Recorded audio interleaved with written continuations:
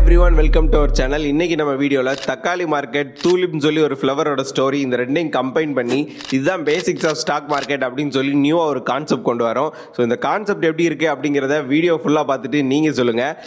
தக்காளி மார்க்கெட் அப்படின்னு நம்ம சொன்னது என்ன அப்படின்னா, தக்காளி நம்ம ஊரில் திடீர்னு ப்ரைஸ் ரைஸ் ஆகும், திடீர்னு ப்ரைஸ் ரொம்ப டவுன் ஆகும். இது எப்படி ஒர்க் ஆகுது அப்படின்னா, ஒரு சின்ன எக்ஸாம்பிள் மூலிமா நம்ம பார்க்கலாம்.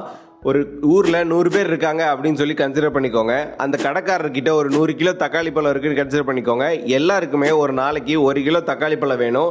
ஸோ அந்த கடைக்காரங்க கிட்ட எல்லாரும் ₹1 கொடுத்து 1 கிலோ தக்காளியை ஒரு நாளைக்கு வாங்கிட்டு போயிடுறாங்க. இதில் எந்த ப்ராப்ளமே இல்லை.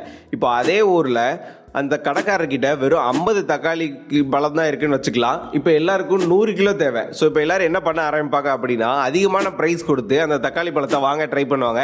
ஸோ இதனால அந்த தக்காளி பழத்தோட ப்ரைஸ் வந்து அப்படியே ஏறிக்கிட்டே போகும். லாஸ்ட் சினாரி என்ன அப்படின்னா, கடைக்காரர்கிட்ட 200 கிலோ தக்காளி பழம் இருக்கு. பட் ஆனால் வாங்குறது வெறும் 100 கிலோ தான் வாங்க போறாங்க.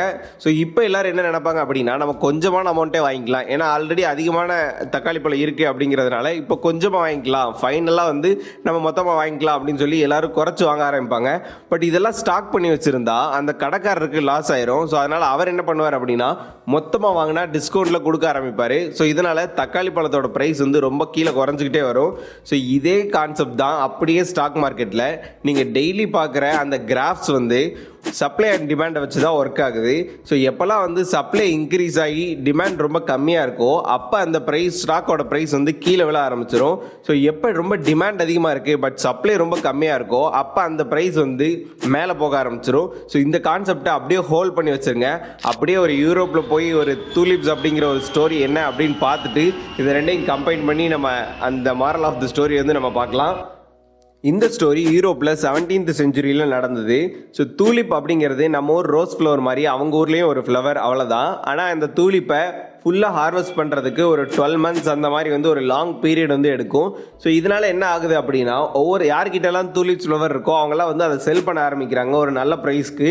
ஸோ ஒருத்தர் ₹100 வாங்கி ₹200 செல் பண்ணுறாரு, அவர் ₹200 வாங்கி ₹400 செல் பண்ணுறாரு. ஏன்னா அது கிடைக்கிறதுக்கு 12 months வெயிட் பண்ணணும் இல்லையா? ஸோ அதனால் இந்த மாதிரி செல் பண்ண ஸ்டார்ட் பண்ணிட்டே இருக்காங்க. ஸோ இதில் ஒருத்தர் என்ன பண்ணுறாரு அப்படின்னா, அவர்கிட்ட ஒரு ரேரான ஒரு ப்ரீட் இருக்குது. ஸோ அதோட சீடை வாங்கிட்டு போய் யாராவது அதை ஹார்வெஸ்ட் பண்ணால் கூட திருப்பி செல் பண்ண முடியாத மாதிரி ஒரு கான்ட்ராக்டை போட்டு வச்சுக்கிறாரு. ஸோ அவரோட ப்ரீட் வந்து ப்ரைஸ் ரொம்ப இன்க்ரீஸ் ஆகிட்டே போகுது. ஸோ இப்போ அவரோட ப்ரீடோட ப்ரைஸ் இன்க்ரீஸ் ஆகிறப்போ ஆட்டோமேட்டிக்காக சுற்றி இருக்க மற்ற ப்ரீடோட ப்ரைஸும் கொஞ்சமாவது இன்க்ரீஸ் ஆகணும் இல்லையா? ஸோ அந்த மாதிரி அதுவும் இன்க்ரீஸ் ஆக ஸ்டார்ட் ஆகுது. ஸோ இப்போ என்ன கொண்டு வராங்க அப்படின்னா, ஃபியூச்சர் கான்ட்ராக்ட்ஸ் அப்படின்னு சொல்லி ஒன்று கொண்டு வராங்க.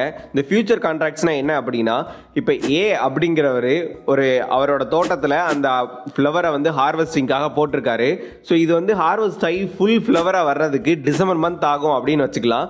இப்போ பிக்கு ஆல்ரெடி ஒரு ஃப்ளவர் வேணும். ஸோ இப்போ அவர் என்ன பண்ணுறாரு அப்படின்னா, அந்த ஏ கிட்ட போய் எனக்கு வந்து இந்த ஹார்வெஸ்ட் பண்ணதுக்கப்புறம் அந்த ஃப்ளவர் வந்து எனக்கு அப்படின்னு சொல்லி ஒரு கான்ட்ராக்ட் போடுறாரு. இதுதான் வந்து ஃபியூச்சர் கான்ட்ராக்ட். ஸோ இந்த கான்ட்ராக்டை போட்டு முடிச்சதுக்கப்புறம் ஒரு ₹10 கொடுத்து அந்த கான்ட்ராக்டை இவர் வாங்கிப்பார். ஸோ 12 monthsக்கு அப்புறம் அந்த பூ வந்ததுக்கப்புறம் இந்த கான்ட்ராக்ட் இவர்கிட்ட இருக்கிறதுனால அந்த பூ வந்து இவருக்கு தான் சொந்தம். ஸோ இப்போ ஏன் இந்த பூவோட விலை ரொம்ப கம்மியான விலையில் வாங்க முடியும் அப்படின்னா, அந்த 12 months வந்து இவர் தான் வெயிட் பண்ணணும். ஸோ இந்த வெயிட் பண்ணுற பீரியடில் என்ன வேணாலும் நடக்கலாம் இல்லையா? ஸோ அந்த ரிஸ்க்கை இவர் எடுக்கிறதுனால இவருக்கு தான் வந்து அந்த ப்ராஃபிட்டு.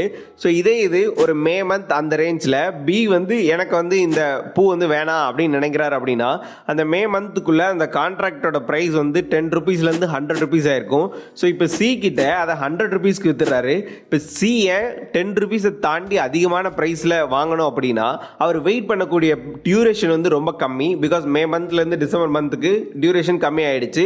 ஸோ இந்த கம்மியான டியூரேஷன் வெயிட் பண்ணும் அப்படிங்கிறதுனால அவர் ₹100 கொடுத்து அந்த கான்ட்ராக்டை வாங்குறாரு. இப்போ ஃபைனலாக அந்த பூ வர்றப்போ அந்த பூ வந்து சிக்கு தான் சொந்தம். ஸோ ஃபியூச்சர் கான்ட்ராக்ட்ஸ் எப்படி ஆகுது அப்படிங்கிறத ஒரு காமனான லே அவுட் வந்து உங்களுக்கு கிடச்சிருக்கும் அப்படின்னு சொல்லி நம்புகிறேன்.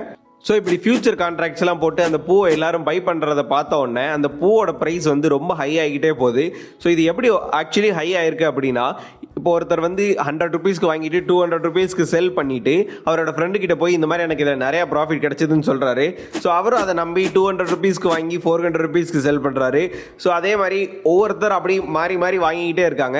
ஸோ இப்படியே அதோட ப்ரைஸ் எவ்வளோ ஹை ஆச்சு அப்படின்னா, ஒரு கொஞ்சம் ஃப்ளவர்ஸ் நம்ம கையில் இருந்துச்சு அப்படின்னா ஒரு மொத்த ஸ்ட்ரீட்டே வாங்கலாம் அப்படிங்கிற லெவலுக்கு வந்து அந்த பூவோட ப்ரைஸ் வந்து ஹை ஆயிருக்கு. ஸோ அந்த டைமில் டெக்னாலஜிலாம் இல்லாதனால நம்ம ஊர் அரச மரம் மாதிரி அவங்க ஊர் மரத்துக்கு அடியில் உட்காந்துட்டு ட்ரேடிங்கை ஸ்டார்ட் பண்ண ஆரம்பிச்சிருக்காங்க. அன்னைக்குன்னு பார்த்து என்ன ஆயிருக்கு அப்படின்னா, ஒருத்தர்கிட்ட என்கிட்ட 5 கிராம் டூலிப் ஃப்ளவர் இருக்குது, யார் வாங்குறீங்க அப்படின்னு சொல்லி கேட்டிருக்காரு. ஸோ ஆனால் யாருமே கையை தூக்கல. ஏன்னா ப்ரைஸ் வந்து ரொம்ப ஹையாக இருக்குது இல்லையா. ஸோ யாருமே வாங்காதனால அவர் கொஞ்சம் ப்ரைஸை குறைக்கிறாரு. அப்பயும் யாருமே வாங்கலை. ஸோ ஃபைனலாக வந்து இன்னொருத்தர் இன்னும் கொஞ்சம் குறைஞ்ச ப்ரைஸில் வாங்கிட்டு போயிடுறாரு. ஸோ இன்னொருத்தர் என்ன பண்ணுறாரு அப்படின்னா, எங்கிட்ட ஃபியூச்சர் கான்ட்ராக்ட்ஸ் இருக்குது, யார் வாங்குறீங்க அப்படின்னு கேட்குறாரு. ஆல்ரெடி ஃப்ளவர் இருந்தவங்ககிட்ட யாருமே வாங்கலை. ஸோ ஃபியூச்சர் கான்ட்ராக்ட்ஸை ஆப்வியஸாக யாரும் வாங்க மாட்டாங்க. ஸோ அதனால் இன்னும் கொஞ்சம் ப்ரைஸை குறைச்சிக்க சொல்கிறாரு. ஸோ அவர் இது எப்படியாவது நீங்கள் விற்றே ஆகணும் அப்படிங்கிறக்காக ப்ரைஸை குறைச்சு சொல்லி ஒரு வழியாக அதை வித்துறாரு. ஸோ இதெல்லாம் பார்க்குறப்போ ரிமைனிங் பீப்புள் யார்கிட்டலாம் ஃபியூச்சர் கான்ட்ராக்ட்ஸ் இருக்கோ அவங்களுக்குலாம் பயம் கிரியேட் ஆகுது. ஏன் அப்படின்னா இதை வாங்குறதுக்கு ஆள் இல்லை. ஸோ இப்போ அப்படியே அந்த தக்காளி கான்செப்டை பார்த்தீங்க அப்படின்னா, வாங்குறதுக்கு ஆள் இல்லாதப்போ தக்காளியோட ப்ரைஸ் என்னாச்சு, ரொம்ப டவுன் ஆச்சு இல்லையா. ஸோ அதே மாதிரி இதை வாங்குறதுக்கு ஆள் இல்லாதனால எல்லாருமே குறைஞ்ச ப்ரைஸில் அதை விற்க ஆரம்பிக்கிறாங்க. ஸோ எவ்வளோ அதோட ப்ரைஸ் கீழே ட்ராப் ஆகுது அப்படின்னா 95% மேலே இந்த ப்ரைஸ் வந்து ட்ராப் ஆகுது. வேர்ல்டுலே எனக்கு தெரிஞ்சு ஃபர்ஸ்ட் ரெசெஷன் அப்படின்னு கிரியேட் ஆனது வந்து இந்த பிளேஸில் தான். ஹிஸ்ட்ரியில் அதுக்கடுத்து நிறைய ரெசெஷன்ஸ் வந்து நடந்துச்சு. அந்த ஒவ்வொரு ரெசெஷன்ஸில் இருந்தும் நம்மளால் ஒவ்வொரு லெசனை வந்து கற்றுக்க முடியும். ஸோ அதெல்லாம் என்ன அப்படின்னு நீங்கள் தெரிஞ்சுக்கணும்னு இன்ட்ரெஸ்ட்டாக இருந்தீங்க அப்படின்னா அந்த லைக் பட்டனை ப்ரெஸ் பண்ணுங்கள். உங்கள் ஃப்ரெண்ட்ஸ் யாராவது இந்த மாதிரி கான்செப்ட்ஸில் இன்ட்ரெஸ்ட்டாக இருந்தாங்க அப்படின்னா அவங்களுக்கும் இதை ஷேர் பண்ணுங்கள். Finally moral of the story என்ன அப்படின்னா, நம்ம யாராக இருந்தாலும் நம்மளோட மணியவோ டைமையோ எதுலேயோ கண்டிப்பாக இன்வெஸ்ட் பண்ண தான் போகிறோம். ஸோ அதை இன்வெஸ்ட் பண்ணுறதுக்கு முன்னாடி அதுக்கு பேக்ரவுண்டில் அதோட வேல்யூ என்ன அப்படின்னு தெரிஞ்சுக்கிட்டு நம்ம இன்வெஸ்ட் பண்ணால் ரொம்பவே யூஸ்ஃபுல்லாக இருக்கும். இல்லைனா இந்த டூலிப் மேனியாவில் எப்படி நடந்துச்சோ அதே மாதிரி ஒரு பெரிய பபிள் வரைக்கும் போயிட்டு அது கண்டிப்பாக பர்ஸ்ட் ஆகிடும். ஸோ அந்த மாதிரி உங்களோட டைம் மணி எதையுமே வேஸ்ட்டாக இன்வெஸ்ட் பண்ணாதீங்க. ரொம்ப யூஸ்ஃபுல்லான இதில் மட்டும் இன்வெஸ்ட் பண்ணுங்கள் அப்படின்னு சொல்லிட்டு இந்த வீடியோவை நாங்கள் கம்ப்ளீட் பண்ணிக்கிறோம். தேங்க்ஸ் ஃபார் வாட்சிங்.